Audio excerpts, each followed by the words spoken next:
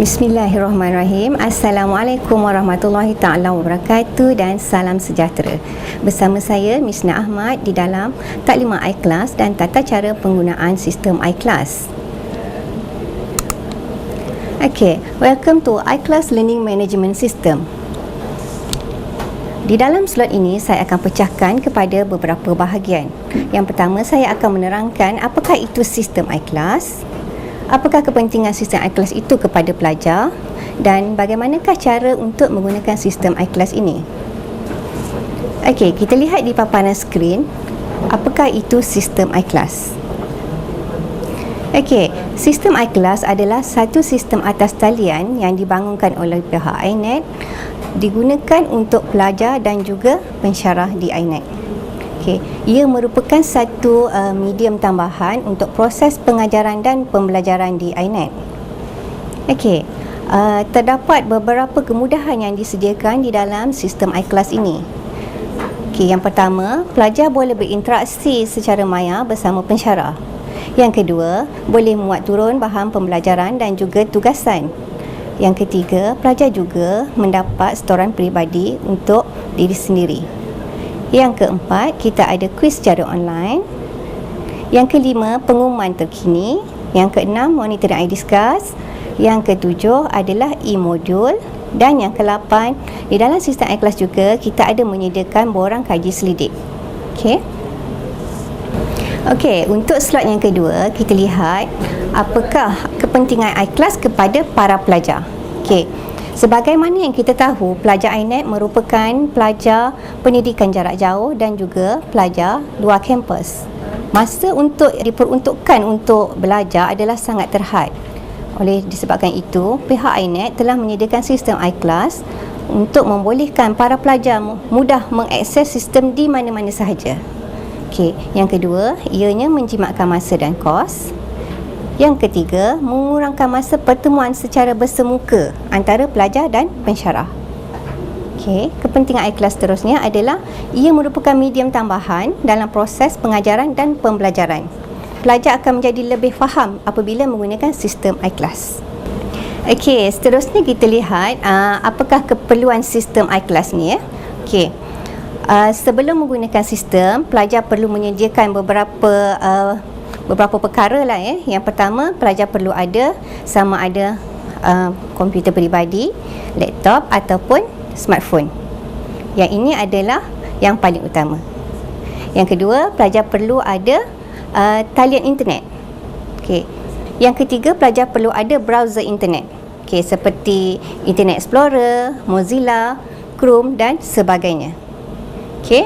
Selain daripada itu, pelajar juga perlu menyediakan perisian Microsoft Office seperti Word, kita ada PowerPoint dan juga Excel. Ini adalah kerana pensyarah-pensyarah menggunakan Microsoft Office dalam menyediakan bahan-bahan pengajaran. Okay. Selain daripada itu juga, pelajar perlu menyediakan Adobe Reader, Adobe Reader PDF. Okay. Sekiranya tidak ada, pelajar boleh downloadlah secara percuma. Seterusnya kita lihat bagaimanakah untuk akses kepada sistem iKelas. Okey, untuk pelajar, sistem iKelas boleh dilayari di http://ikelas.inet.uitm.edu.my. Okey, username adalah nombor pelajar dan password adalah nombor kad pengenalan tanpa dash. Okay. Ini merupakan paparan muka untuk sistem iKelas. Yang ini kita telah masuk ke dalam sistem iKelas itu sendiri. Untuk slot yang ketiga, saya akan tunjukkan bagaimanakah cara menggunakan sistem iKelas. Okey, kita layari di ikelas.inet.uitm.edu.my seperti di skrin. Okey, kemudian kita masukkan username, nombor pelajar dan juga password tadi dan tekan login. Okey, berikut merupakan paparan utama di dalam sistem iKelas. Okay, kita akan tengok setiap fungsi-fungsi yang ada di dalam sistem ini. Okey, yang pertama kita lihat My Course. Okey, My Course ni adalah senarai subjek yang pelajar ambil ataupun yang pelajar telah daftarkan di dalam student portal. Okey, dia mengikut semester aktif. Okey, yang kedua kita lihat latest announcement. Latest announcement adalah ruangan di mana pihak pentadbiran ataupun pengurusan INET membuat pengumuman-pengumuman penting kepada para pelajar. Seterusnya kita ada public forum. Public forum adalah ruangan di mana pelajar boleh membuat pertanyaan atau aduan kepada pihak pentadbiran INET ataupun kepada Ketua Pusat Pengajian KPP. Di dalam iKelas juga kita ada menyediakan statistik keaktifan pengguna, di mana di sini pihak INET menyediakan 3 kategori. Yang pertama kita ada most active group, iaitu 10 grup terbaik di dalam setiap bulan akan dipaparkan di dalam iKelas. Okey, kedua kita ada most active facilitator. Okey, di sini kita paparkan 5 pensyarah terbaik di dalam satu-satu masa. Kategori ketiga adalah most active students. Okey, kita akan paparkan juga 5 pelajar terbaik di dalam satu-satu masa. Okey. Seterusnya kita akan lihat submenu yang ada di dalam sistem ini, iaitu kita ada My Account, kita ada Course Tools dan juga External Link.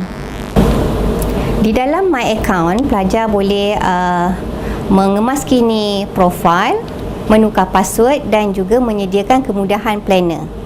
Okey, seterusnya di bahagian External Link, pelajar boleh mendapatkan terus sistem ataupun hyperlink di dalam sistem-sistem utama universiti. Okey. Seterusnya kita lihat di bahagian Course Tool, ya.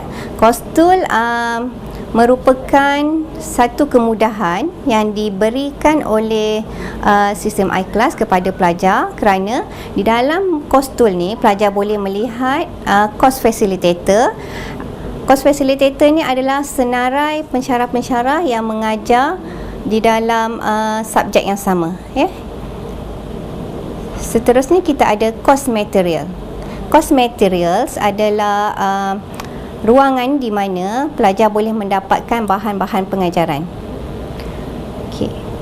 Seterusnya kita juga ada online sims. Online sims adalah ruangan di mana pelajar boleh mendapatkan silibus ataupun bahan-bahan rujukan yang telah disediakan oleh pihak INET. Untuk fungsi seterusnya kita akan lihat ke dalam grup iKelas, ya. Okey. Seterusnya kita lihat apakah kemudahan yang disediakan di dalam grup iKelas. Okey. Setiap pelajar akan memperolehi satu grup dan juga satu pensyarah di dalam sistem iKelas ini, ya. Okey. Terdapat beberapa kemudahan yang disediakan di dalam sistem, ya. Yang pertama, di dalam grup ni kita ada sediakan kemudahan announcement. Yang kedua, kita ada menyediakan materials, iDiscuss, assignment, my drawer, assessment, assessment mark dan iDiscuss statistik. Kita akan pergi satu persatu apakah fungsi dan bagaimanakah cara untuk mendapatkannya. Okey. Untuk fungsi grup, kita akan ambil satu contoh pelajar, ya. Okey, kita lihat pelajar. Okey, yang ini setiap pelajar akan memperolehi satu grup dan juga satu pensyarah. Okey, pensyarah di dalam iKelas kita panggil learning facilitator. Okey, untuk masuk ke dalam grup, kita just klik nama grup kita itu. Okey, contohnya di sini just klik dan dia akan pergi kepada grup pelajar. Okey. Fungsi yang pertama untuk grup adalah announcement. Okey. Announcement di dalam grup adalah satu ruangan di mana pensyarah boleh memasukkan pengumuman-pengumuman penting untuk pelajar di dalam kelas itu sendiri. Okey, fungsi yang pertama di dalam grup adalah announcement. Announcement adalah satu ruangan di mana pensyarah boleh memasukkan pengumuman-pengumuman penting untuk para pelajar di dalam grup tersebut. Okey, pelajar just view sahaja. Ya, fungsi yang ini adalah kepada pensyarah memasukkan pengumuman. Okey. Seterusnya kita ada materials. Okey, kita tengok materials. Okey, material ni adalah bahan pengajaran. Okey, pensyarah ataupun learning facilitator akan memasukkan bahan-bahan pengajaran di dalam iClass di ruangan materials. Untuk mendapatkan bahan pengajaran, pelajar hanya perlu masuk ke dalam folder yang disediakan. Okey, kita ambil satu contoh.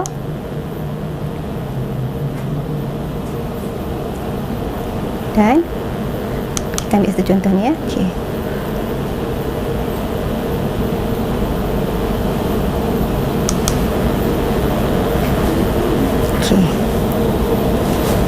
Just download bahan pengajaran untuk disimpan ya. Material adalah ruangan di mana pensyarah meletakkan bahan-bahan pengajaran di dalam grup tadi. Okey. Untuk mendapatkan bahan pengajaran, pelajar hanya perlu masuk ke dalam folder dan pilih apakah tajuk yang hendak diambil ya. Okey, kita ambil satu contoh. Pelajar boleh save ataupun view file yang dipaparkan. Okey.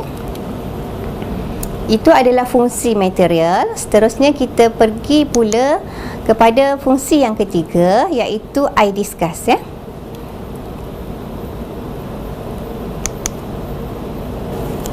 Fungsi ketiga adalah iDiscuss. iDiscuss adalah ruangan di mana pelajar dan pensyarah boleh berinteraksi bersama di dalam sistem iClass. Okey, di dalam iDiscuss kita telah menyediakan 14 minggu pembelajaran bagi memudahkan pelajar dan pensyarah berinteraksi bersama mengikut minggu-minggu yang telah ditetapkan oleh pihak pengurusan. Minggu-minggu ini adalah mengikut minggu-minggu pelajar untuk full time juga. Okey. Kita lihat bagaimanakah untuk menggunakan iDiscuss. Untuk menggunakan iDiscuss, pelajar hanya perlu masuk ke dalam minggu yang telah ditetapkan tadi. Okey. Jika ingin menjawab persoalan yang pensyarah beri, pelajar hanya perlu reply. Ya, reply this message dengan menekan button reply. Dan masukkan contents yang disediakan. Okey. Di dalam ruangan iDiscuss ni, pelajar boleh menggunakan teks, boleh memasukkan gambar ataupun memasukkan hyperlink. Okey.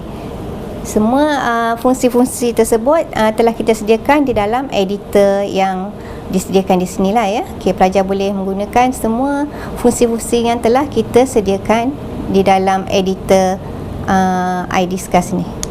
Okey. Fungsi yang keempat di dalam grup adalah assignment. Assignment adalah satu ruangan di mana kita menyediakan ruangan untuk pensyarah memasukkan soalan-soalan ataupun tugas-tugasan untuk diberi kepada pelajar. Okey. Untuk mendapatkan assignment, pelajar hanya perlu kepada ruangan assignment. Okey, kita ambil satu contoh di sini. Kita klik kepada folder yang kita nak ambil dan kita download. Okey.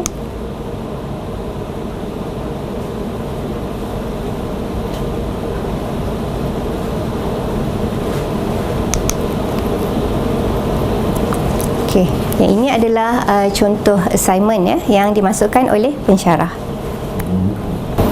Fungsi seterusnya di dalam grup adalah My Drawer. My Drawer adalah satu ruangan peribadi yang diberi kepada semua pengguna-pengguna sistem. Okey, pengguna-pengguna sistem ataupun para pelajar boleh menyimpan nota-nota pembelajaran di dalam ruangan My Drawer. Selain daripada itu, My Drawer juga digunakan untuk pelajar menghantar assignment kepada pensyarah. Okey. Fungsi seterusnya adalah assessment. Assessment adalah kuis online ya. Para pelajar boleh menjawab kuis secara atas talian dengan menggunakan sistem iClass. Untuk mendapatkan assessment, pelajar hanya perlu pergi ke ruangan assessment dan pilih apakah assessment ataupun kuis online tadi yang hendak dijawab. Just klik di ruangan ataupun nama assessment tersebut ya. Dan tekan button Start Quiz. Seterusnya kita lihat pula fungsi yang ke-8 iaitu Assessment Mark. Assessment Mark ini adalah ruangan di mana pensyarah memasukkan carry mark pelajar sebelum peperiksaan bermula. Kita lihat kepada fungsi yang ketujuh di dalam grup, iaitu assessment mark. Okey, assessment mark adalah ruangan di mana pensyarah memasukkan carry mark student ke dalam sistem. Pelajar hanya perlu download carry mark tersebut untuk rujukan peribadi.